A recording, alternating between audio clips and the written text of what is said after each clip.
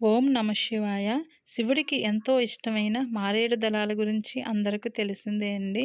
మారేడు ఫలం వల్ల మనకి ఎన్ని ఆరోగ్య ప్రయోజనాలున్నాయో చాలామందికి తెలియకపోవచ్చు. ఇప్పుడిప్పుడే యూట్యూబ్‌లో చాలామంది వీడియోలు చేయడం వల్ల వీటి గురించి తెలుస్తుంది. మన పెద్దవాళ్ళకైతే ఆల్రెడీ తెలిసే ఉంటదండి.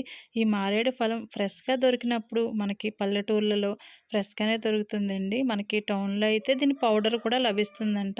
దీనివల్ల ఎన్నో ఆరోగ్య ప్రయోజనాలు ఉన్నాయండి. మీరైతే దీన్ని ఇలా తీసేసుకొని ఒక స్పూన్ తోటి గట్టిగా ఉంటదండి పైన. దాన్ని మీరు బద్దలు కొట్టి ఇలా స్పూన్‌తో ఆ పేస్ట్‌లా ఉన్నదంతా తీసేసుకోండి. చాలా పీచుగా ఉంటదండి. మధ్య మధ్యలో మనకి గింజలు తగులుతూ ఉంటాయి. దీని పలంగా జ్యూస్ చేసుకుంటే చేదుగా అనిపిస్తదండి. ఈ గింజలు తీసేసి మీరైతే ఇలా స్ట్రెయిన్ చేసి జ్యూస్‌లా చేసుకోవచ్చండి. ఒక స్ట్రెయినర్ సహాయంతో మనకి వాటర్ పోసి మీరు జ్యూస్ తీసుకోవచ్చు. లేదంటే మిక్సీలో కూడా వేసుకోవచ్చండి. డయాబెటిస్ ఉన్న వాళ్ళకి ఈ జ్యూస్ చాలా బాగా పనిచేస్తుందంటండి.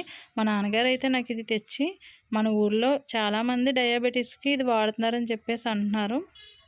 చాలామందికి కంట్రోల్ అయ్యిందంట. అలాగే ఊబకాయంతో బాధపడే వాళ్ళకి కూడా ఈ జ్యూస్ చాలా మంచిదండి.